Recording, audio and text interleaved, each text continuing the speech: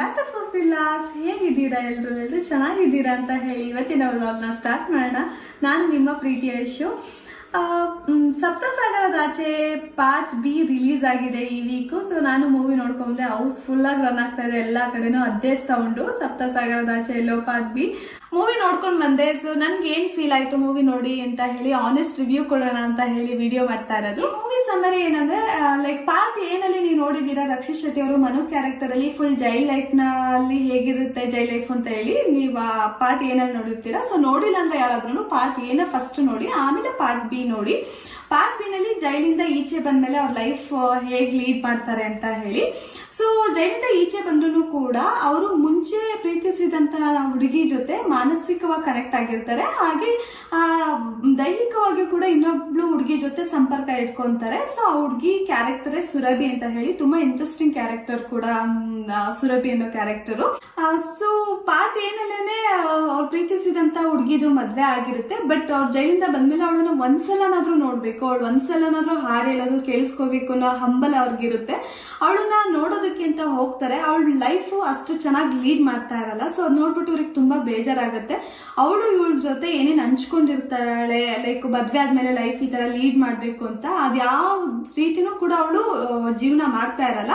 So ಬೇಜಾರಾಗ್ಬಿಟ್ಟು ಇವ್ರು ಏನ್ ಮಾಡ್ತಾರೆ, ಅವಳ ಲೈಫ್ ನ ಸರಿಪಡಿಸೋದಕ್ಕೆ ಟ್ರೈ ಮಾಡ್ತಾರೆ. ಅಂದ್ರೆ ಅವಳು ಯಾವ ತರ ಇರ್ಬೇಕು ಅನ್ಕೊಂಡಿರ್ತಾಳ ಲೈಫ್ ಅಲ್ಲಿ ಮದ್ವೆ ಆದ್ಮೇಲೆ, ಆ ತರ ಅವಳಿಗೆ ಗೊತ್ತಾಗ್ದಲೇ ಇರೋ ರೀತಿ ಅವಳ ಲೈಫ್ ನ ಸರಿ ಮಾಡೋದಕ್ಕೆ ಟ್ರೈ ಮಾಡ್ತಾರೆ. ಅದೇ ಈ ಮೂವಿ ಸಾರಾಂಶ. ಡೈರೆಕ್ಷನ್ ಅಂಡ್ ಸ್ಕ್ರೀನ್ ಪ್ಲೇ ಬಗ್ಗೆ ಮಾತಾಡ್ಬೇಕಂದ್ರೆ ಫಸ್ಟ್ ಹೇಮಂತ್ ರಾವ್ ಡೈರೆಕ್ಟರ್ಗೆ ಥಮ್ಸ್ ಅಪ್ ಮಾಡ್ಲೇಬೇಕು. ಯಾಕಂದ್ರೆ ನಿಮ್ಗೆ ಗೊತ್ತು ಎಲ್ರಿಗೂ ಪಾರ್ಟ್ ಏನಲ್ಲಿ ಒಳ್ಳೆ ಕ್ಯೂರಿಯಾಸಿಟಿ ಪಾಯಿಂಟ್ ಅಲ್ಲಿ ಎಂಡ್ ಮಾಡಿದ್ರು. ಸೊ ಅದು ನನಗೆ ಚೆನ್ನಾಗಿ ಸ್ಟೋರಿನ ಕಂಟಿನ್ಯೂ ಮಾಡಿದ್ದಾರೆ ಪಾರ್ಟ್ ಬಿ ನಲ್ಲಿ. ಸೊ ಒಬ್ಬ ಜೈಲಿಂದ ಬರುವಂತ ವ್ಯಕ್ತಿ ಮೈಂಡ್ ಸೆಟ್ ಹೇಗಿರುತ್ತೆ ಅನ್ನೋದು ತುಂಬಾ ಚೆನ್ನಾಗಿ ಎಕ್ಸ್ಪ್ಲೈನ್ ಮಾಡಿದ್ದಾರೆ, ತುಂಬಾ ಚೆನ್ನಾಗಿ ತೋರಿಸಿದ್ದಾರೆ ಈ ಪಾರ್ಟ್ ಬಿ ನಲ್ಲಿ. ನೆಕ್ಸ್ಟ್ ಎಲ್ಲರೂ ಕೈಲೂ ಎಲ್ಲಾ ಕ್ಯಾರೆಕ್ಟರ್ಗೂ ತುಂಬಾ ಅದ್ರದೇ ಆದಂತ ಇಂಪಾರ್ಟೆನ್ಸ್ ಕೊಟ್ಟಿದ್ದಾರೆ. ಎಲ್ಲರೂ ಕೈಲೂ ಕೆಲಸ ತುಂಬಾ ಚೆನ್ನಾಗಿ ತೆಗ್ಸಿದ್ದಾರೆ. So direction is good. Next screen play ಬಗ್ಗೆ ಹೇಳ್ಬೇಕಂದ್ರೆ, ಸೊ ಫಸ್ಟ್ ಪಾರ್ಟ್ ಎ ಸ್ವಲ್ಪ ನಂಗೆ ಪರ್ಸ್ನಲಿ ನನಗೆ ಲ್ಯಾಗ್ ಅಂತ ಅನಿಸ್ತು. ಪಾರ್ಟ್ ಬಿ ಮೀಡಿಯಂ ಪೇಸ್ ಅಲ್ಲಿ ಹೋಗಿದೆ. ಸೊ ಟ್ವಿಸ್ಟ್ ಅಂಡ್ ಟರ್ನ್ಸ್ ಗಳು ಇಲ್ಲಿ ಬರೋದ್ರಿಂದ ಮೂವಿ ಒಂದು ಒಳ್ಳೆ ಗುಡ್ ಪೇಸ್ ಅಲ್ಲಿ ಹೋಗಿದೆ, ಎಲ್ಲೂ ಕೂಡ ಬೋರ್ ಆಗಲ್ಲ.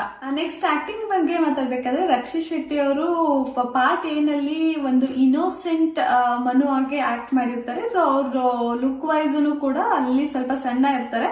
ಬಟ್ ಪಾರ್ಟ್ ಬಿ ನಲ್ಲಿ ಜೈಲಿಂದ ಬಂದು ಒಬ್ಬ ಮನುಷ್ಯ ಎಷ್ಟು ಅಗ್ರೆಸಿವ್ ಆಗಿರ್ತಾನೆ, ಸೊ ಯಾರನ್ನು ಸಾಯಿಸೋದಕ್ಕೆ ಹಿಂದೆ ಮುಂದೆ ನೋಡ್ದಲೇ ಇರೋಂತ ಕ್ಯಾರೆಕ್ಟರ್ ಅಲ್ಲಿ ತುಂಬಾ ಚೆನ್ನಾಗಿ ಮಾಡಿದ್ದಾರೆ. ಮತ್ತೆ ವೆಯ್ಟ್ ಕೂಡ ಗೈನ್ ಮಾಡಿದ್ದಾರೆ ಪಾರ್ಟ್ ಬಿಗೆ. ಸೊ ರಕ್ಷಿತ್ ಶೆಟ್ಟಿ ಅವರು ಈ ಮೂವಿಗೆ ಎಫರ್ಟ್ ಅಂದ್ರೆ ಮನು ಕ್ಯಾರೆಕ್ಟರ್ನ ನಿಭಾಯಿಸೋದಕ್ಕೆ ಎಷ್ಟು ಎಫರ್ಟ್ ಹಾಕಿದ್ದಾರೆ, ಆ ಎಫರ್ಟ್ ಈ ಮೂವಿನಲ್ಲಿ ಕಾಣಿಸ್ಕೊಳ್ಳುತ್ತೆ. ಅವರ ಹಾರ್ಡ್ ವರ್ಕ್ ತುಂಬಾ ಚೆನ್ನಾಗಿ ಕಾಣಿಸ್ಕೊಳ್ಳುತ್ತೆ ಈ ಮೂವಿನಲ್ಲಿ. ಸೊ ಅವ್ರಿಗೆ ನನ್ನ ಕಡೆಯಿಂದ ಥಮ್ಸ್ ಅಪ್ ಕೊಡ್ತೀನಿ. ಸೊ ನೆಕ್ಸ್ಟ್ ಈ ಪಾರ್ಟ್ ಬಿ ನಲ್ಲಿ ಚೈತ್ರ ಅವ್ರ ಕ್ಯಾರೆಕ್ಟರ್ ಆಡ್ ಆಗೋದು. ಸೊ ಚೈತ್ರ ಅವರು ಮಾಡಿರೋಂಥ ಕ್ಯಾರೆಕ್ಟರ್ ನೇಮು ಸುರಭಿ. ಸೊ ಅವರು ಈ ಕ್ಯಾರೆಕ್ಟರ್ ಬಂದ್ಬಿಟ್ಟು ನಾನ್ ಗ್ಲಾಮರಸ್ ಕ್ಯಾರೆಕ್ಟರು. ಸೊ ಇದು ಅವ್ರ ಕ್ಯಾರೆಕ್ಟರ್ ಏನಂತಂದ್ರೆ ಪ್ರಾಸ್ಟಿಟ್ಯೂಟ್ ಕ್ಯಾರೆಕ್ಟರ್. ತುಂಬಾ ಬೋಲ್ಡ್ ಆಗಿ ಆಕ್ಟ್ ಮಾಡಿದ್ದಾರೆ, ತುಂಬಾ ಚೆನ್ನಾಗಿ ಆಕ್ಟ್ ಮಾಡಿದ್ದಾರೆ. ನಂಗೆ ಚೈತ್ರ ಅವ್ರ ಆಕ್ಟಿಂಗ್ ಅಂತೂ ಸಖತ್ ಇಷ್ಟ ಆಯ್ತು ಈ ಮೂವಿನಲ್ಲಿ. ಸೊ ಈ ಮೂವಿನಲ್ಲಿ ರುಕ್ಮಿಣಿ ಅವ್ರ ಬಗ್ಗೆ ಹೇಳ್ಬೇಕಂತಂದ್ರೆ, ರುಕ್ಮಿಣಿ ಅವರು ಆವರೇಜ್ ಆಗಿ ಆಕ್ಟ್ ಮಾಡಿದ್ದಾರೆ. ಸೊ ಓಕೆ, ಅವ್ರ ಕ್ಯಾರೆಕ್ಟರ್ನ ಜಸ್ಟಿಫೈ ಮಾಡಿದ್ದಾರೆ ಅಷ್ಟೇ. ಸೊ ನಾನು ಇಲ್ಲಿ ಸ್ಪೆಷಲ್ ಮೆನ್ಷನ್ ಮಾಡಬೇಕು, ರಮೇಶ್ ಇಂದ್ರ ಅವರು ಒಂದು ಗೇ ವಿಲನ್ ಕ್ಯಾರೆಕ್ಟರ್ ಮಾಡಿರೋದು ತುಂಬಾ ಚೆನ್ನಾಗಿ ಮಾಡಿದ್ದಾರೆ. ಇದೊಂದು ಯೂನಿಕ್ ಕ್ಯಾರೆಕ್ಟರು, ಎಂಟರ್ಟೈನ್ ಮಾಡಿದ್ದಾರೆ, ಸಖತ್ತಾಗಿದೆ ಅವ್ರ ಕ್ಯಾರೆಕ್ಟರು, ಚೆನ್ನಾಗಿ ನಿಭಾಯಿಸಿದ್ದಾರೆ ಕೂಡ ರಮೇಶ್ ಇಂದ್ರ ಅವರು. ನೆಕ್ಸ್ಟ್ ಗೋಪಾಲ್ ದೇಶಪಾಂಡೆ ಆಗ್ಲಿ, ಅಚ್ಯುತ್ ಅವರಾಗ್ಲಿ, ಪ್ರಿಯನ್ ಗಂಡನ್ ಕ್ಯಾರೆಕ್ಟರ್, ಯಾರ್ಯಾರು ಸಪೋರ್ಟಿಂಗ್ ಕ್ಯಾರೆಕ್ಟರ್ಸ್ ಇದೆಯಲ್ಲ ಎಲ್ಲರೂ ಚೆನ್ನಾಗಿ ಆಕ್ಟ್ ಮಾಡಿದ್ದಾರೆ. ಅವ್ರ ಕ್ಯಾರೆಕ್ಟರ್ಸ್ ತುಂಬಾ ಚೆನ್ನಾಗಿ ಜಸ್ಟಿಫೈ ಮಾಡಿದ್ದಾರೆ. ಸೊ ನೆಕ್ಸ್ಟ್ DOP ಡಿಪಾರ್ಟ್ಮೆಂಟ್ ಬಗ್ಗೆ ಮಾತಾಡ್ಬೇಕಂತ ಅಂದ್ರೆ, ಮೋಸ್ಟ್ ಆಫ್ ದ ಸೀನ್ ಈ ಮೂವಿನಲ್ಲಿ ಡಾರ್ಕ್ ಥೀಮ್ ಇಟ್ಕೊಂಡು ಮಾಡಿದ್ದಾರೆ. ಸೊ ಡಿಫ್ರೆಂಟ್ ಕಲರ್ ಶೇಡ್ಸ್ ನ ಯೂಸ್ ಮಾಡಿರೋದ್ರಿಂದ ಅದೊಂಥರ ನಿಮ್ಗೆ ಯುನಿಕ್ ಎಫೆಕ್ಟ್ ಕೊಡುತ್ತೆ. ಸೊ ಒಂದ್ ಸೀನ್ ಇಂದ ಇನ್ನೊಂದ್ ಸೀನ್ಗೆ ತುಂಬಾ ಚೆನ್ನಾಗಿ ಟ್ರಾನ್ಸಿಷನ್ ಮಾಡಿದ್ದಾರೆ, ಒಂದ್ 2-3 ಕಡೆ. ಸೊ ಟ್ರಾನ್ಸಿಷನ್ ಮಾಡಿರೋದು ತುಂಬಾ ಚೆನ್ನಾಗಿ ಅನ್ಸುತ್ತೆ ಮೂವಿ ನೋಡ್ಬೇಕಾದ್ರೆ. ಬಗ್ಗೆ ಮಾತಾಡ್ಬೇಕಂದ್ರೆ ಮ್ಯೂಸಿಕ್ ಆವ್ರೇಜ್, ಯಾವ ಸಾಂಗು ಕೂಡ ತುಂಬಾ ಕ್ಯಾಚಿ ಆಗಿಲ್ಲ, ಆವ್ರೇಜ್.